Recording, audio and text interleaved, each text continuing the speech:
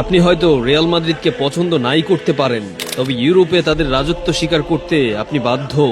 আপনি হয়তো মাদ্রিদের ডাউনফল দেখার অপেক্ষাও করতে পারেন, তবে সেটাও আপনার কাছে স্বপ্নের মতোই।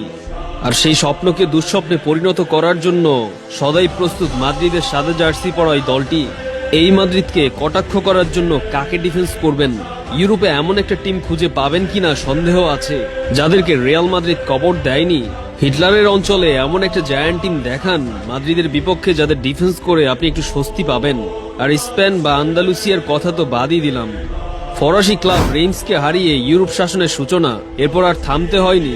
1 থেকে 15তম সবগুলো সংখ্যারই প্রথম বিজয়ী দলটার নাম রিয়াল মাদ্রিদ। আপনি রিয়াল মাদ্রিদের বিদায় মুহূর্ত দেখার জন্য এদিক ওদিক ছোটাছুটি করবেন। স্পেন থেকে ব্রিটিশদের দ্বারস্থ হবেন, ব্রিটিশ থেকে ইতালির দ্বারস্থ হবেন, ইতালি থেকে ফ্রান্স, ফ্রান্স থেকে জার্মানি। কোথায় যাবেন? কিন্তু মাদ্রিদ তাদের জায়গায় মাউন্ট এভারেস্টের মতোই অটল। প্রত্যেকটা দল ফাইনাল খেলার জন্য নামলেও মাদ্রিদ নামে জেতার জন্য। 1983 সালের পর কোন ইউরোপীয় কাপের ফাইনালে না হারার রেকর্ডও এই কথার সাথে একাত্মতা প্রকাশ করে। ইতিহাস, তথ্যপাত্য অথবা অর্থনৈতিক কাঠামো, কোনো দিক দিয়েই আপনি বিংশ শতাব্দীর সেরা ক্লাবের খেতাব জেতা এই দলটিকে টপকে যেতে পারবেন না। শুধু ইতিহাস ঐতিহ্যই নয়, যদি ভবিষ্যৎ ফুটবল শাসনের কথাও বলেন, সেখানেও Vinicius, Mbappe, Bellingham, Rodrygo, Valverde কিংবা কোর্তুয়াদের নিয়ে গড়া এই রিয়াল মাদ্রিদের চেয়ে শক্তিশালী কাউকে খুঁজে পাবেন না। প্রতিটা দলেই একটা প্রাইম টাইম থাকে, একটা শ্রেষ্ঠ জেনারেশন থাকে, কিন্তু মাদ্রিদ পুরোটাই ব্যতিক্রম। প্রতিষ্ঠার পর থেকে এখন পর্যন্ত পুরোটাই তাদের প্রাইম টাইম।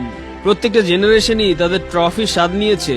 মাদ্রিদ সাফার করেছে, আবার ফিরেও এসেছে রাজার মতো করেই।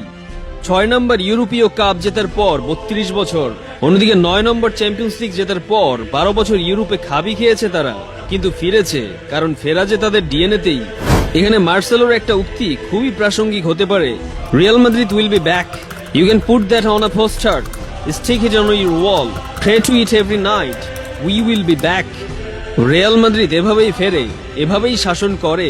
হয়তো আবার সাফার করতে হবে, কিন্তু তারপর আবারও ফিরে আসবে, শাসন করবে। কারণ সমালোচকদের স্বপ্নকে দুঃস্বপ্নে পরিণত করে ইউরোপ শাসন করাই যে তাদের ডিএনএ।